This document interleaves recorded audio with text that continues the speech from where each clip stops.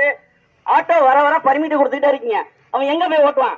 இந்த டவுனுக்குள்ள முடிஞ்சு இந்த டவுனுக்குள்ள எவ்வளவு வண்டி ஓடலாம்? ஒரு 100 வண்டி ஓடலாமா? இல்ல 150 வண்டி ஓடலாமா? 700 வண்டி ஓடுது. நீங்க பாட்டுக்கு பர்மிட்டை கொடுத்துக்கிட்டே இருக்கீங்க. எதுக்கு கொடுக்குறீங்க பர்மிட்டு? சரி, பர்மிட்டை கொடுக்குறீங்க, ரைட்டு. பைக் டாக்ஸி ஓடுது, நீங்க தடை பண்றீங்களா? பஸ்ல ஃப்ரீன்னு சொல்லிட்டீங்க. பொம்பளை பூரா ஒண்ணு கூட ஆட்டோல ஏறது இல்லைங்க. எங்களுக்கு சவாரியா போயிட்டு எல்லாம் ஃப்ரீ பஸ்ஸை பார்த்து நின்றுகிட்டு இருக்கு. ஏமா ஒரு 4 டிக்கெட் போடுவான்னு பார்த்தாக்கா நீ போ, நாம பஸ் பின்னாடியே வருது, லிப்ஸ்டிக் போட்ட பஸ் ஒன்று வருது, நாங்க அதுல ஏறி போறோம்னு சொல்லிட்டு என்ன பண்ணுது, அதுல நிக்குது. எங்களுக்கு ஒரு 40 ரூபா காசு கிடைக்கும். அதுலயும் இந்த முதல்வர் மண்ணெலி போட்டாரு.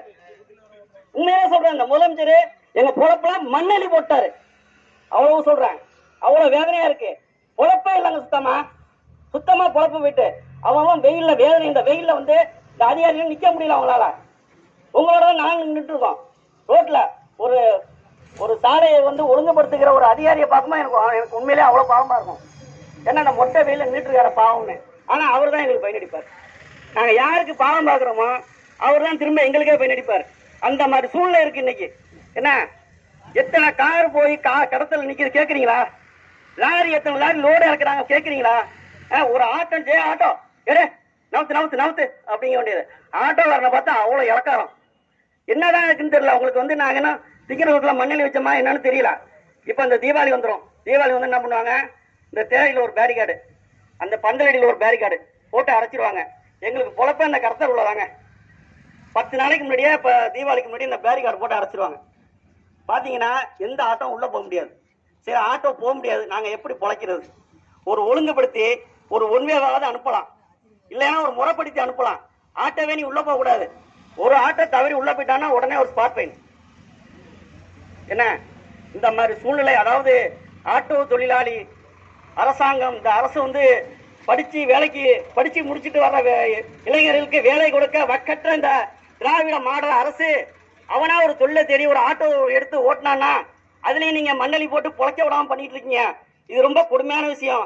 இந்த மாதிரியே தொடர்ந்து பண்ணீங்கன்னா வழிப்பறி நடக்கும், கொலை நடக்கும். உங்களுக்கு வேலை தான் அதிகமா போகும். பாத்துக்குங்க. இந்த மாதிரி பண்ணீங்கன்னா அவன் அந்த மாதிரி சூழ்நிலைக்கு தான் போவான்.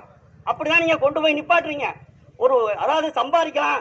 ஒரு ரோட்ல ஒரு பனியன் வித்துட்டு போறான், ஒரு ஏதாவது ஒரு போரை வித்துட்டு போறான்னாக்கா அவன் வந்து ஏதோ 50 இது பண்றதுக்கா வித்துட்டு போவான். அவன் பொழப்ப கெடுத்தா என்ன ஆகும்? அவன் அடுத்து என்ன யோசிப்பான்? சரி, நம்ம நேர்மையான வழியில போக கூடாது, திருடுவோம், கொள்ளையடிப்போம்னு நினைப்பான். அது மாதிரி நேர்மையாக நடந்து கொண்டிருக்க எங்களை நீங்கள் தவறான வழிக்கு இந்த அரசு வழி நடத்துகிறது. நாங்க எங்களை வந்து நீங்க நிம்மதியா பொழைக்க விட மாட்டேங்கிறீங்க. ஒரு இடத்துல நிறுத்த முடியல. ஒரு வயசானவங்க அழைச்சு கொண்டு போய் ஒரு பழக்கடையில பழம் வாங்க முடியல, ஒண்ணும் பண்ண முடியல, அவ்வளவு நெருக்கடி. அதனால் இந்த தமிழக காவல்துறையை நான் தயவு செய்து கேட்டுக்கொள்வது, எங்களை தயவு செய்து பிழைக்க விடுங்கள். இந்த வாய்ப்பு கொடுத்த இந்திய தொழிற்சங்க மையத்திற்கு எனது நன்றியினை தெரிவித்துக் கொள்கிறேன். நன்றி, வணக்கம். ரத்து செய் ஆன்லைன் அபராத முறை ரத்து செய். தமிழக அரசு சர்க்காரே